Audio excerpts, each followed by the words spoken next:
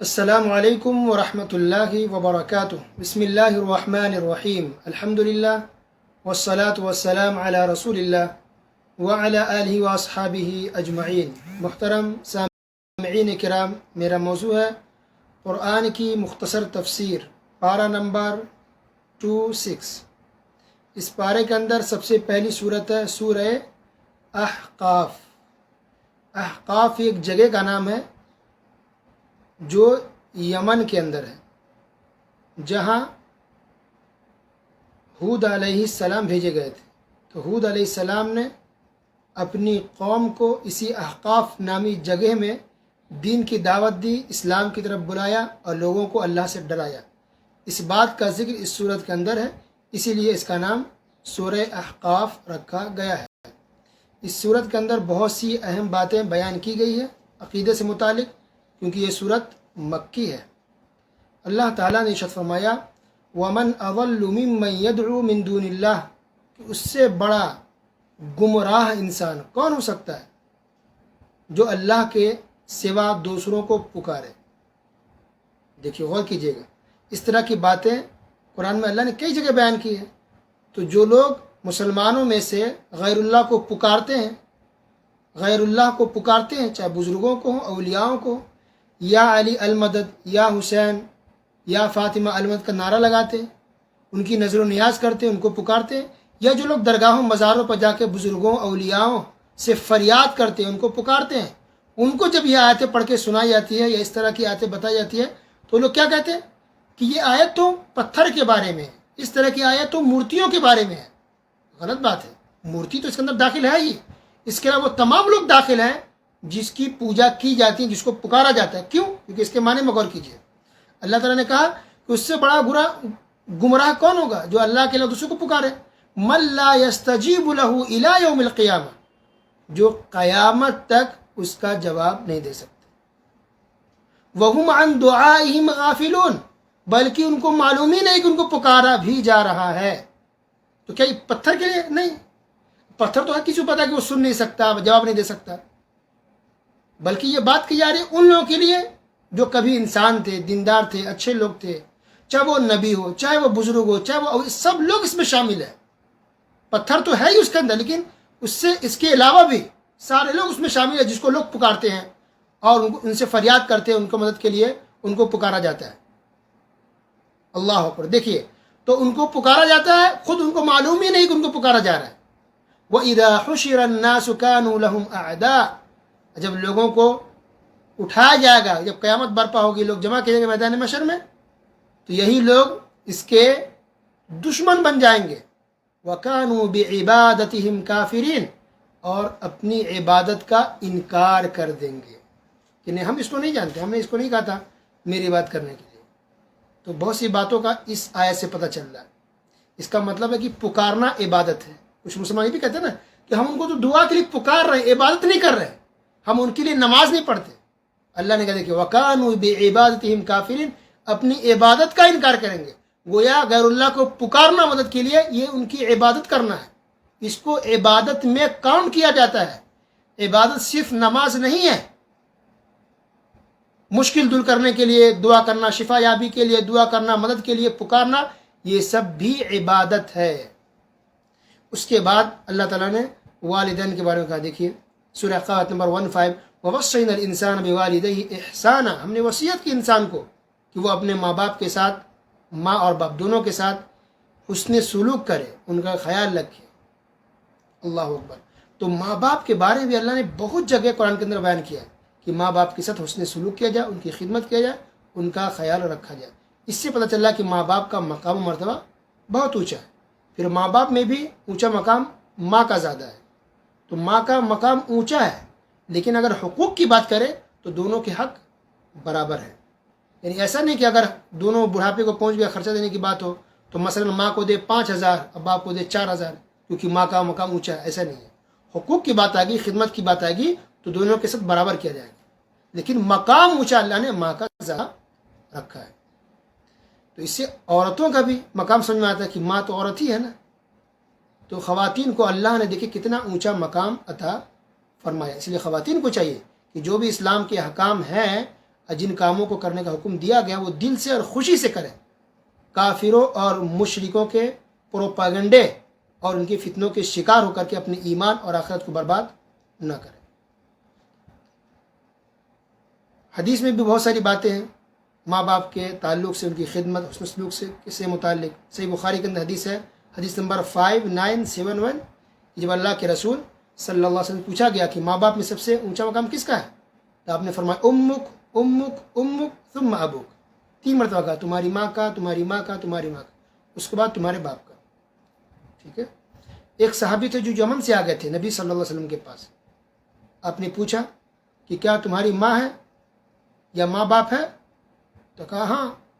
تو وہ صحابی آتے یمن سے نبی کے پاس جہاد کے لیے، کہ وہ جہاد میں شریک ہوں گے، غزوات میں، جنگوں میں شریک ہوں گے، تو بتایا کہ ہاں ماں باپ ہے۔ تو آپ صلی اللہ علیہ وسلم نے ان کو واپس کر دیا، کہا واپس تم یمن جاؤ اور ماں باپ کی خدمت کرو۔ اللہ اکبر۔ تو اس سے پتہ چلا کہ ماں باپ کی خدمت کتنی ضروری ہے، کہ ایک جہاد موجود کرے کہ نہیں، پہلے ماں باپ کی خدمت کرو۔ اس لیے جہاد میں بھی انسان اس وقت تک نہیں جا سکتا ہے جب تک کہ ماں باپ کی اجازت نہ ہو۔ ہاں، جہاد کی وہ کنڈیشن کہ جب یہ اعلان ہو جائے کہ سارے مسلمانوں کو نکلنا ہے، یہ اگر اعلان ہو جائے تب پھر سب کو آنا پڑے گا، اجازت اس وقت ضروری نہیں ہے، لیکن عام حالات میں جو ہے وہ اجازت ضروری ہے۔ اس کے بعد ہے سورہ محمد، یعنی محمد صلی اللہ علیہ وسلم کے نام پر اس سورت کا نام رکھا گیا۔ اب دیکھیں کئی سورتوں کے بعد اب یہ سورت مدنی سورت آئی ہے، کئی مکی سورتوں کے بعد یہ اب مدنی سورت آئی ہے۔ اس کے اندر بھی اللہ تعالیٰ نے بہت اہم باتیں بیان کی ہے۔ یا ایھا الذین آمنوا ان تنصروا اللہ ینصرکم ویثبت اقدامکم، کہ اے مومنو تم اگر اللہ کی مدد کرو گے، یعنی اللہ کے دین کی اگر مدد کرو گے تو اللہ تمہاری مدد کرے گا اور تمہارے قدموں کو ثابت قدم رکھے گا۔ تو اللہ کے دین کی مدد یعنی اسلام کو پھیلانا، اسلام کی دعوت کو عام کرنا، لوگوں تک پہنچانا، یہ ہے دین کی خدمت، اسلام کی خدمت۔ تو اگر کوئی انسان دین کی خدمت کرتا ہے، دین کو پھیلاتا ہے، تو اللہ تعالیٰ اس کے بدلے اس انسان کی مدد کرتا ہے۔ اس لیے کہتے ہیں نا کہ علماء کا جو اتنا اونچا مقام و مرتبہ ہے وہ اسی لیے ہے کیونکہ وہ دین کی خدمت کرتے ہیں، اسلام کو پھیلاتے ہیں، لوگوں تک پہنچاتے ہیں، کافروں تک بھی اسلام کو پھیلاتے ہیں، اور مسلمانوں تک بھی اسلام کو پھیلاتے ہیں۔ جس کے اندر جو گڑبڑی ہے، بدعقیدگی ہے، بدعت ہے، یا صحیح معلومات نہیں ہے تو اس کے عقیدے کی اصلاح کرنا، صحیح باتیں بتانا، یہ دونوں دعوت و تبلیغ میں شامل ہے۔ غیر مسلموں کا دعوت دی جائے وہ بھی اسلام پھیلانا ہے، اور مسلمانوں تک قرآن و حدیث کی بات پہنچائی جائے یہ بھی اسلام کو پھیلانا ہے۔ اس کے بعد اللہ تعالیٰ نے جنت کا ذکر کیا تفصیل سے، اس کے اندر کہ جنت کے اندر دودھ اور شہد کے کوئی 1-2 ڈبے نہیں ہوں گے، بلکہ نہریں بنا کر رکھی، کئی نہریں ہوں گی، دودھ کی، شہد کی، اور بھی بہت ساری چیزوں کی، اور بہترین پانی کی، اور بھی بہت ساری چیزیں اللہ نے جنت کے اندر مومنوں کے لیے، مسلمانوں کے لیے تیار کر رکھی ہے۔ اب جنت کا تفصیل کے ساتھ ذکر ہو چکا ہے، الگ سے جنت کا بیان اس نام پر، وہاں آپ جا کر کے سن سکتے ہیں۔ پھر اللہ نے کہا فَعْلَمْ أَنَّهُ لَا إِلَهَ إِلَّا اللَّهُ، جان لو کہ اللہ کے سوا کوئی سچا معبود نہیں ہے، وَاسْتَغْفِرْ لِذَنبِكَ، اپنے گناہوں کی بخشش طلب کریں، مغفرت مانگیں اللہ سے، وَلِلْمُؤْمِنِينَ وَالْمُؤْمِنَاتِ، اور مومنوں کے لیے بھی اور مومن خواتین کے لیے بھی۔ نبی صلی اللہ علیہ وسلم ایک دن میں 70 مرتبہ سے زیادہ توبہ استغفار کرتے تھے، اللہ اکبر، نبی ہو کر کے۔ تو ہم گنہگار خطا کار ہیں، ہم لوگوں کو تو اور بھی زیادہ توبہ استغفار کرنی چاہیے، ہمیشہ اللہ سے معافی مانگنی چاہیے۔ کچھ لوگ برا مان جاتے، کہتے توبہ استغفار کرو کثرت سے، اچھا میں گنہگار لگتا ہوں؟ بھائی کون گنہگار نہیں ہے؟ سب دنیا میں گنہگار ہے، صرف نبی جو ہوتے ہیں وہ معصوم الخطا ہوتے ہیں، ان سے گناہ نہیں ہوتا، باقی سب سے گناہ ہوتا ہے، چھوٹے بڑے کبھی ہوتے رہتے ہیں۔ ہمیشہ ہمیں توبہ استغفار کرنی چاہیے، اللہ سے معافی مانگنی چاہیے۔ تو ہم اپنے لیے معافی مانگے، اللہ ہمیں بخش دے۔ اور طریقہ بھی دعا کا یہی ہے کہ پہلے انسان اپنے لیے دعا کرے۔ کچھ لوگ کیا کرتے ہیں جو معلومات نہیں کہ پہلے تمام لوگوں کے لیے مانگتے ہیں، پھر رشتہ داروں کے لیے، پھر لاسٹ میں اپنے پاس آتے ہیں، یہ غلط ہے۔ قرآن کے اندر جہاں جہاں بھی نبیوں کی دعا کا ذکر آپ غور کریں تو نبیوں نے پہلے اپنے لیے مانگی کہ اللہ مجھے بخش دے، اللہ مجھے معاف فرما دے، اللہ مجھے ہدایت دے، پھر آگے بات آتی تمام مسلمان مردوں کو اور تمام مسلمان عورتوں کو۔ تو ہم کو بھی چاہیے پہلے اپنے لیے دعا مانگے، بخشش کی، مغفرت کی، پھر ماں باپ ہیں، بھائی بہن ہیں، شوہر بیوی ہے، اولاد ہے، اس کو تمام مسلمانوں کے لیے دعا کرنی چاہیے، اللہ تمام مسلمانوں کی بخشش کر دے، تمام مسلمان مردوں کو معاف کر دے، تمام مسلمان عورتوں کو معاف کر دے۔ سب کے لیے ہمیں دعا کرنی چاہیے، تمام مسلمانوں کے لیے، وہ دنیا کے کسی بھی ملک میں ہو۔ تو اس کے بدلے بھی اللہ تعالیٰ ہمیں اجر و ثواب دیتا ہے۔ ہم دعا کریں اللہ سب کو معاف کر دے تو اس کے بدلے اللہ تعالیٰ ہمیں اجر و ثواب دیتا ہے، سبحان اللہ۔ اللہ نے کہا نمبر 24 کے اندر افلا یتدبرون القرآن ام علی قلوب اقفالها، کہ کیا یہ لوگ قرآن میں تدبر نہیں کرتے، غور و فکر نہیں کرتے ہیں، سوچتے نہیں ہیں، سمجھتے نہیں ہیں کہ قرآن میں اللہ نے کیا کیا بیان فرمایا ہے، یا ان کے دلوں پر تالے لگ گئے؟ اللہ اکبر، گویا کہ قرآن آیا ہے صرف تلاوت کے لیے نہیں، تلاوت کرنا تو ایک پارٹ ہے، اس سے بڑا پارٹ یہ ہے اور اس سے بڑا مقصد یہ ہے قرآن کے نازل کرنے کا کہ ہم قرآن کو سمجھیں کہ اللہ نے کیا کہا ہے۔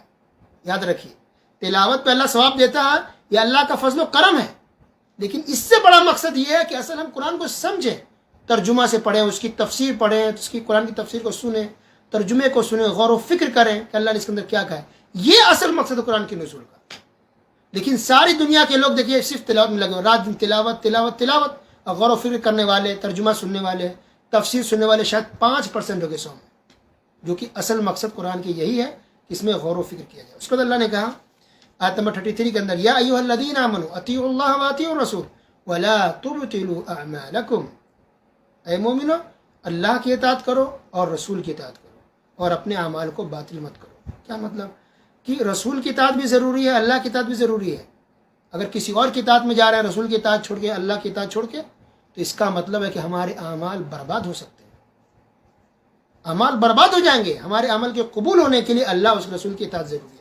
تو سارے جو اعمال ہیں، نماز کا طریقہ ہے، سنت کی باتیں ہیں، جو بھی نیک اعمال ہیں، جو بھی عبادتیں ہیں، ہر چیز میں دیکھیں گے کہ نبی صلی اللہ علیہ وسلم کا کیا طریقہ تھا، اس سلسلے میں حدیث کیا ہے، اس سلسلے میں قرآن کی آیت کیا ہے، یہ اصل ہے۔ تو آج کل دیکھیں ایک ویڈیو یا ایک پوسٹ وائرل ہو، ایک میسج جس کی کئی سال کی نمازیں قضا ہوں، وہ رمضان کے آخری جمعہ کو 4 رکعت سنت پڑھ لے اور ہر رکعت میں سورہ فاتحہ کے بعد 7 مرتبہ آیت الکرسی پڑھیں، 15 مرتبہ سورہ کوثر پڑھ لیں، تو اس کا کفارہ ہو جائے گا، اس کے سارے گناہ معاف ہو جائیں گے، اس کی بھرپائی ہو جائے گی۔ استغفر اللہ، انا للہ و انا الیہ راجعون۔ اور لوگ فالو بھی کر رہے ہیں۔ کہاں سے یہ بات لے بتائیے، یہ کہاں ہے؟ قرآن کی کس آیت میں ہے، کس حدیث میں ہے؟ اس پوسٹ میں لکھا بھی ہوا ہے کہ نبی صلی اللہ علیہ وسلم نے ارشاد فرمایا۔ بھائی کہاں ارشاد فرمایا؟ دکھائیے حدیث، پروف کہاں ہے؟ تو بغیر پروف کے، بغیر تحقیق کے انسان کو عمل نہیں کرنا چاہیے۔ اس کے بعد سورہ الفتح، فتح کے معنی ہوتے ہیں جیت۔ یہ سورت بھی بہت اہم ہے، یہ سورت بھی مدنی ہے۔ نبی صلی اللہ علیہ وسلم صحابہ کرام کے تقریباً 1400 تھے، تعداد صحابہ کرام کی 1400۔ تو نبی صلی اللہ علیہ وسلم صحابہ کرام کے ساتھ مدینہ سے نکل کر مکہ عمرہ کرنے کے لیے گئے۔ تو مکہ کے قریب ایک جگہ ہے حدیبیہ، وہاں پر کافروں نے روک دیا کہ ہم آپ کو مکہ کے اندر داخل ہونے نہیں دیں گے۔ عثمان رضی اللہ تعالیٰ عنہ کو نبی صلی اللہ علیہ وسلم بھیجا کہ مکے کے اندر جاؤ، ان کے سرداروں سے بات کرو کہ ہم لوگ تو عمرہ کرنے کے لیے آئے۔ وہ گئے، کچھ دیر کے بعد یہ افواہ اڑ گئی کہ عثمان رضی اللہ تعالیٰ عنہ کو شہید کر دیا گیا۔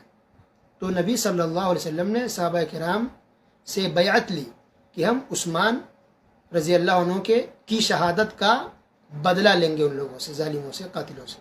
تمام صحابہ کرام نے بیعت کر دی نبی صلی اللہ علیہ وسلم پر کہ ہم لڑنے کو تیار ہیں، ہم بدلہ لیں گے، خون کا بدلہ ہم لیں گے۔ اسی بیعت کو کہتے ہیں بیعت رضوان، بیعت رضوان، یہ بیعت ہو گئی۔ اس کے بعد خبر ملی کہ نہیں، یہ خبر جھوٹی تھی، لوگوں نے افواہ پھیلا دی تھی۔ تو بہرحال کوئی لڑائی نہیں ہوئی۔ تو مشرکین آئے مکہ سے اور آ کر کے نبی صلی اللہ علیہ وسلم کے ساتھ گفتگو کی، معاہدہ ہوا، کئی شرطیں کافروں نے رکھی اور نبی صلی اللہ علیہ وسلم نے ساری شرطیں مان لی ان کی۔ اکثر صحابہ کرام کو عجیب لگا کہ اللہ کے رسول صلی اللہ علیہ وسلم یہ کیوں مان رہے ہیں آپ، ساری شرطیں ان کی ہے، ایسا لگ رہا ہے ہم لوگ ایک دم کمزور ہیں، دبے ہوئے ہیں، وہ جو کہہ رہے ہیں آپ مانتے جا رہے ہیں۔ تو نبی صلی اللہ علیہ وسلم نے کہا کہ خاموش رہو، جو ہے ہم مان لیں گے، انشاءاللہ اس میں خیر ہوگا۔ اور بعد میں پھر یہی ہوا کہ شرطیں تو عجیب واقعی تھی اور مسلمانوں کو دبایا گیا، لیکن اسی کے اندر اللہ نے خیر رکھی تھی۔ تو یہ وعدہ ہوا کہ اگلے سال مسلمان مکہ کے اندر عمرہ کرنے آ پائیں گے، لیکن اس سال نہیں، چلے گئے نبی صلی اللہ علیہ وسلم وہیں سے واپس راستے سے لوٹ گئے اور اگلے سال عمرہ کے لیے آنا تھا۔ اب دیکھیے اس صلح کے، اسی کو صلح حدیبیہ کہتے ہیں، اسی معاملے کو صلح حدیبیہ کہا جاتا ہے، بہت اہم واقعہ ہے، پڑھنا چاہیے لوگوں کو۔ تو اب اس صلح کے تقریباً 2 سال کے بعد مکہ فتح ہو گیا، پورا مکہ مسلمانوں کے قبضے میں ہو گیا، لوگ مسلمان ہو گئے۔ اللہ اکبر۔ اس لیے کہتے ہیں ہر معاملے میں انسان کو صبر کرنا چاہیے اور خیر کی اللہ سے امید رکھنی چاہیے۔ تو اس واقعے کا اس کے اندر ذکر، اچھا یہ جو سورہ فتح نازل ہوئی یہ اس واقعے کے بعد صلح حدیبیہ جب ہو گئی اور نبی صلی اللہ علیہ وسلم صحابہ کرام جب مدینہ لوٹ رہے تھے تو راستے میں سورہ فتح نازل ہوئی۔ تو اللہ تعالیٰ نے اس کے اندر صلح حدیبیہ کا تھوڑا منظر کھینچا، کچھ پہلے کی بات کی، پھر صلح حدیبیہ کے بعد کیا ہو سکتا اس کے کچھ اللہ تعالیٰ نے اشارہ کیا سورہ فتح کے اندر۔ تو نبی صلی اللہ علیہ وسلم پر جب یہ صورت نازل ہو گئی تو نبی صلی اللہ علیہ وسلم نے صبح اٹھ کر کے صحابہ کرام سے کہا کہ آج کی رات مجھ پر ایسی صورت نازل ہوئی ہے جو مجھے دنیا و ما فیہا سے بہتر ہے اور محبوب ہے۔ دنیا و ما فیہا یعنی دنیا اور اس کے اندر جو کچھ ہے ان تمام چیزوں سے زیادہ مجھے محبوب ہے یہ صورت سورہ فتح۔ یہ بات صحیح بخاری کے اندر موجود ہے۔ اللہ تعالیٰ نے اس کے اندر بہت ساری باتیں بیان کی ہیں، اس میں سے ایک بات یہ بھی ہے کہ اللہ تعالیٰ نے کہا کہ اللہ تعالیٰ سے بدگمانی رکھنے والے مشرک اور منافق ہوتے ہیں، ٹھیک ہے، منافق اور مشرک بدگمانی رکھتے ہیں، مسلمانوں کا شیوا نہیں ہے۔ اور اس کے اندر اللہ تعالیٰ نے صحابہ کرام کی خوب تعریف کی ہے، صحابہ کرام کی، تمام صحابہ کرام کی، اللہ اکبر۔ تو اس صورت کے سورہ فتح کی آخری آیت دیکھیں تو ایک لمبی سی آیت ہے، اس کے اندر بہترین طریقے سے صحابہ کرام کی تعریف کی گئی ہے، ہر مسلمان کو پڑھنی چاہیے۔ اس سے پتہ چل رہا ہے کہ جو لوگ بھی صحابہ کرام کو برا بھلا کہتے ہیں، طنز کرتے ہیں، ان کی غلطیاں نکالتے ہیں، استغفر اللہ نعوذ باللہ، یہ بہت بڑا گناہ ہے، انسان کفر میں پڑ سکتا ہے۔ جب اللہ تعالیٰ نے صحابہ کرام کی تعریف کر دی، ان کے ایمان کی گواہی دے دی، ان کے جنتی ہونے کی سرٹیفکیٹ دے دی اللہ تعالیٰ نے، بلکہ قرآن میں کئی جگہ اللہ تعالیٰ نے صحابہ کرام کی تعریف کی ہے کہ یہ لوگ جنتی ہے، جنت میں داخل ہوں گے۔ نبی صلی اللہ علیہ وسلم نے صحابہ کرام کی تعریف کی ہے، بے شمار حدیثیں صحابہ کرام کی فضیلت میں، ان کے مقام و مرتبے میں، ان کے جنتی ہونے میں۔ اس کے باوجود بھی آج کچھ مسلمان ایسے ہیں جو نعوذ باللہ صحابہ کرام کو طنز کرتے ہیں، ان کے خلاف بولتے ہیں۔ یہ دنیا کی گھٹیا قوم ہے یہ لوگ، اور ذلیل ترین لوگ ہیں جو اللہ اس کے رسول کی تعریف کرنے کے باوجود، گواہی دینے کے باوجود یہ لوگ صحابہ کرام کو برا بھلا کہتے ہیں، نعوذ باللہ استغفر اللہ۔ تمام صحابہ کرام سے یاد رکھیے، چاہے معاویہ رضی اللہ تعالیٰ عنہ کیوں نہ ہو، ٹاپ کے صحابہ میں سے تھے یہ معاویہ رضی اللہ تعالیٰ عنہ، ٹاپ کے، ایک عام صحابی بھی نہیں۔ تو تمام صحابہ کرام سے محبت رکھنا یہ ہمارے ایمان کا حصہ ہے، تمام صحابہ کرام کا احترام کرنا یہ ہم پر واجب ہے، فرض ہے، اور کسی بھی ایک صحابی سے بغض رکھنا یہ کفر کی علامت ہے، نفاق کی علامت ہے۔ اللہ ہم سب کی حفاظت فرمائے، ہم تمام مسلمانوں کو تمام صحابہ کرام سے محبت کرنے کی توفیق عطا فرمائے، آمین۔ اب اس کے بعد ہے سورہ الحجرات۔ حجرات مطلب کمرے، گھر۔ اس کے اندر ایک آیت ہے، آیت نمبر 4، ان الذین ینادونک من وراء الحجرات اکثرهم لا یعقلون۔ اللہ تعالیٰ نے کہا کہ وہ لوگ جو آپ کو پکار رہے ہیں حجروں کے پیچھے سے، کمروں کے پیچھے سے، ان میں سے اکثر لوگ عقل نہیں رکھتے۔ کیا مطلب؟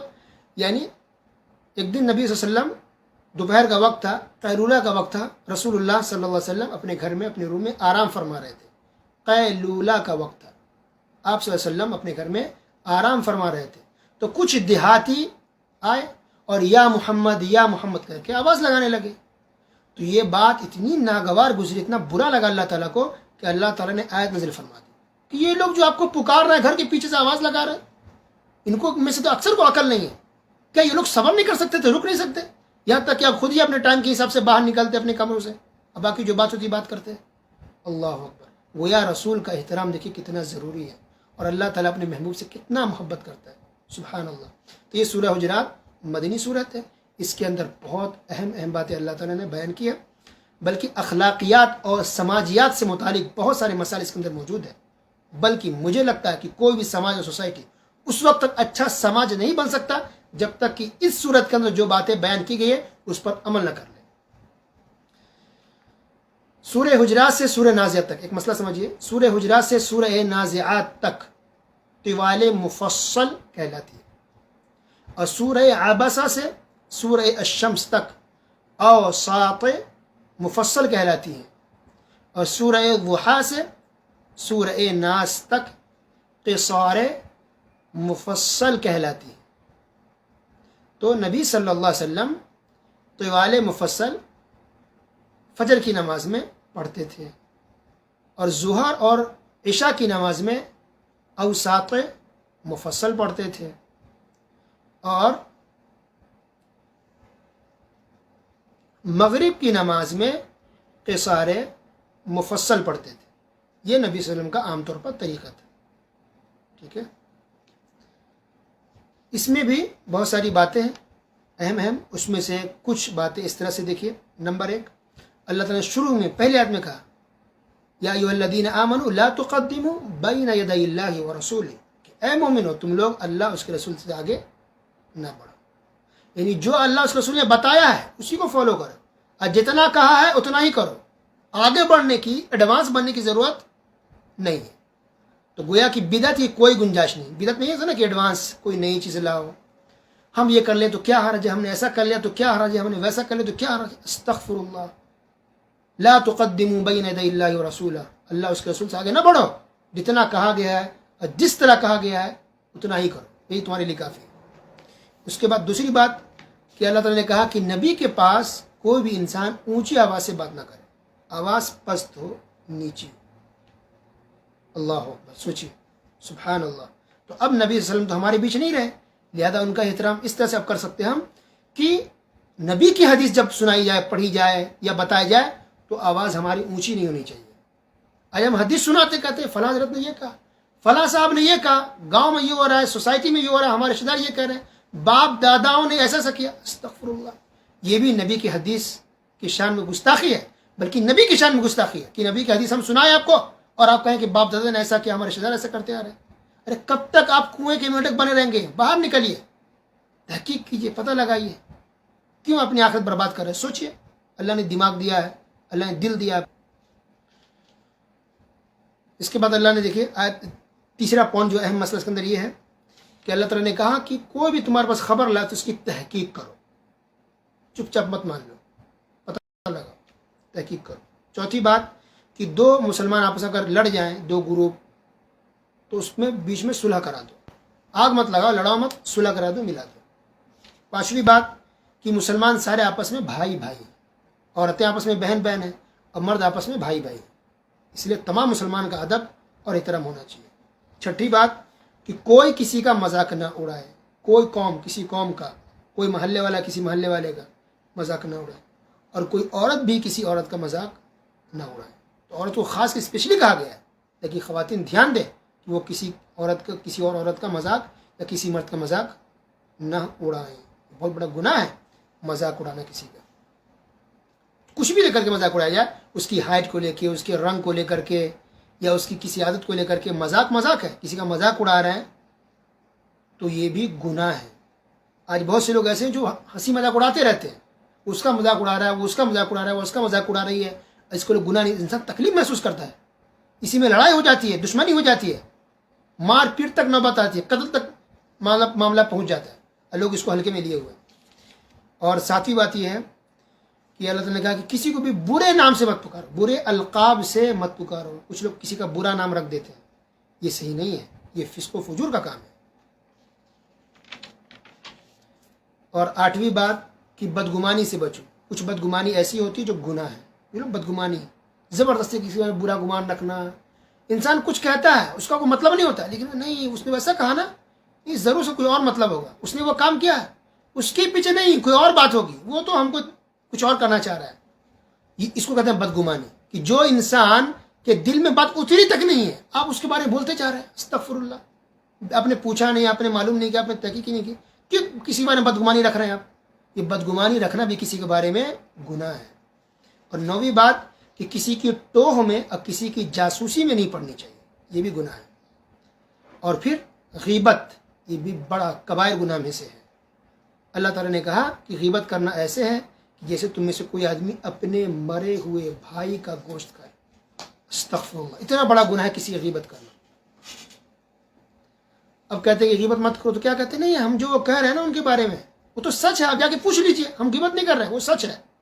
تو میرے بھائی سچ ہے نا، تو اسی کو کہتے ہیں غیبت ہے. اگر اس کے اندر وہ برائی جو آپ بول رہے ہیں اس کے پیٹ پیچھے، اسی کو کہتے ہیں غیبت. اور اگر وہ نہیں ہے تو اس کو کہتے ہیں تہمت، الزام، بہتان، جو اس سے بھی بڑا گناہ ہے. اب ایک حدیث سناتے ہیں سلسلے میں کہ سچ ہے آپ بولیں پھر بھی غیبت ہے. کیسے حدیث دیکھیے، لکھ لیجئے پہلے. صحیح مسلم حدیث نمبر 2589. ٹھیک ہے، لکھ لیجیے، کیونکہ ایسا نہ کہ حضرت نے کیا بول دیا اپنی طرف سے کہیں بول رہے ہوں گے. تو پہلے آپ حوالہ لکھیں. صحیح مسلم حدیث نمبر 2589 لکھ لیے. اب حدیث سنیے. اللہ کے رسول صلی اللہ علیہ وسلم نے صحابہ کرام سے کہا اتدرون ما الغیبہ، جانتے ہو غیبت کیا ہے؟ قالوا اللہ ورسولہ عالم، کہا کہ اللہ اور اس کے رسول بہتر جانتے ہیں. فقال، تو آپ نے فرمایا ذکرک اخاک بما یکرہ، غیبت یہ ہے کہ تو اپنے بھائی کے بارے میں ایسی بات کہو جو اسے برا لگے، یہ غیبت ہے. ایک عورت دوسری عورت کو ایسی بات کہے کہ اس سن لے تو برا لگے، مرد مرد کے بارے میں یا مرد عورت کے بارے میں یا عورت مرد کے بارے میں، یعنی کوئی بھی کسی کے پیٹھ پیچھے ایسی بات کرے، ایسا ذکر کرے، ایسی بات بولے کہ اگر اسے پتہ چل جائے، سن لے تو اس کو برا لگے، تو اس کو کہتے ہیں غیبت.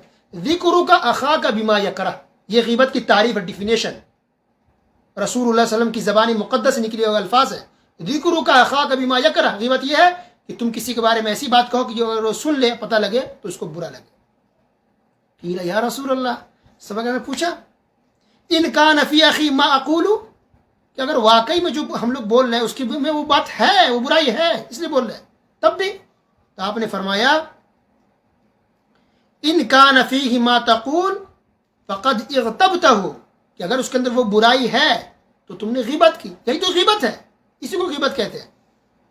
وَإِن لَمْ يَكُنْ فِيهِ فَقَدْ بَهَتَّهُ، اور اگر اس کے اندر وہ برائی نہیں ہے تو تم نے اس پر بہتان لگایا، الزام لگایا، تم نے ظلم کیا، جھوٹی بات کی. اللہ اکبر، اللہ ہم سب کو محفوظ رکھے. اور 11ویں بات یہ ہے اس صورت کے اندر کہ کوئی بھی کسی ذات پات کے حساب سے، خاندان کے حساب سے اونچا اور نیچا نہیں ہوتا ہے.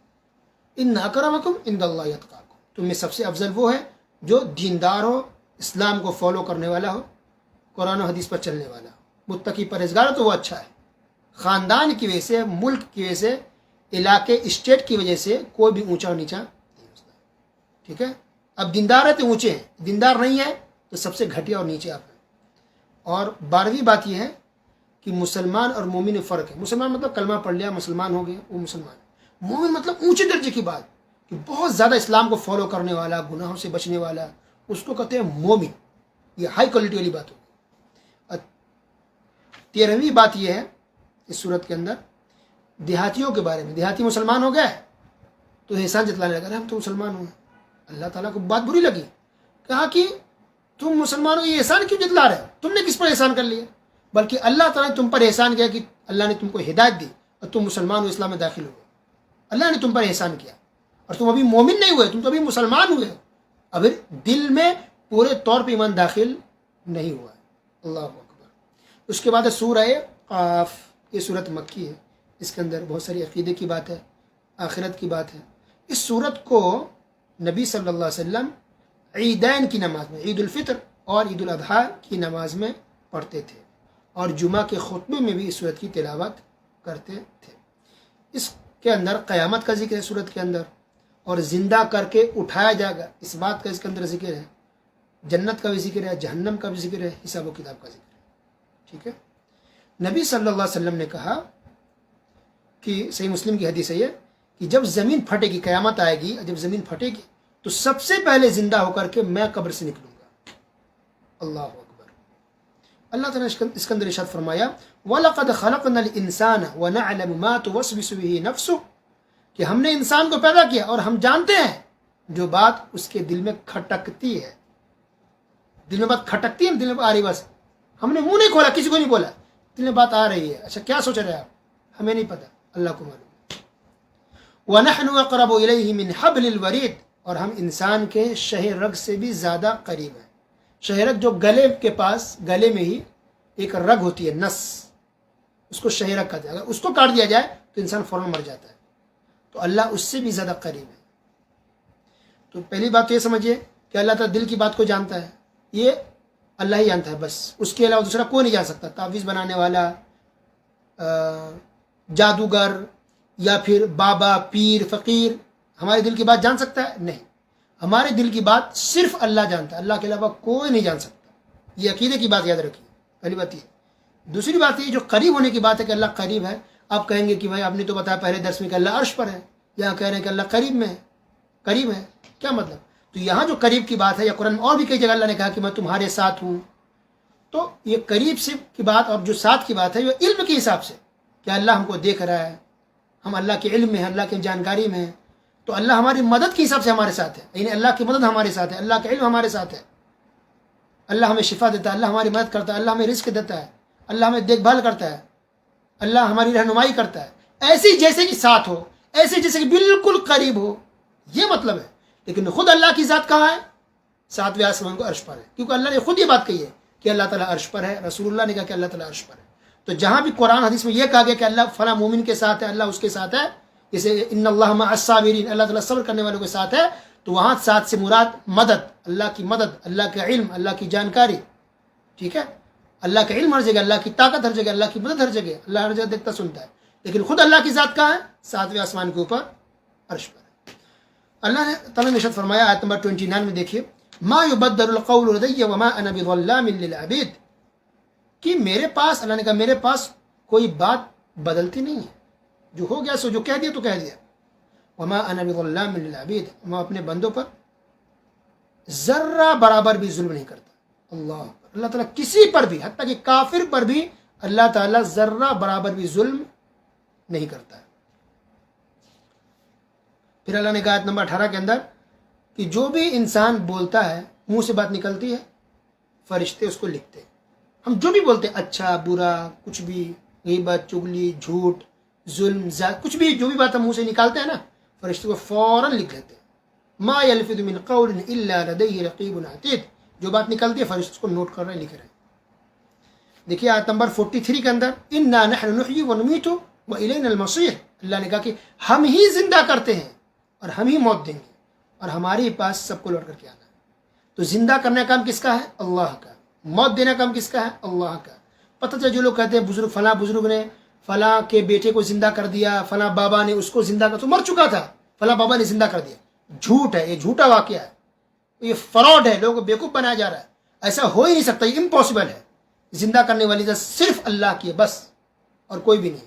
نبی صلی اللہ علیہ وسلم کا کئی جو بیٹے تھے، ابراہیم چھوٹے، وفات پا گئے. نبی صلی اللہ علیہ وسلم رونے لگ گئے، آنکھوں میں آنسو ہے کہ میرے بیٹے کا انتقال ہو گیا.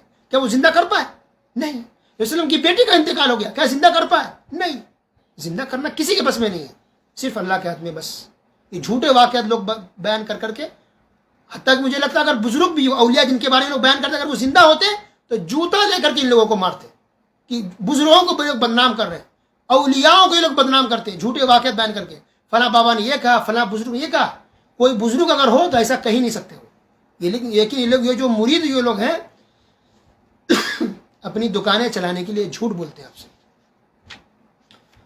اور بھی بہت ساری باتیں ہیں. آخری بات یہ ہے اللہ نے کہا فذکر بالقرآن من یخاف وعید، کہ آپ قرآن کے ذریعے انہیں سمجھاتے رہیں.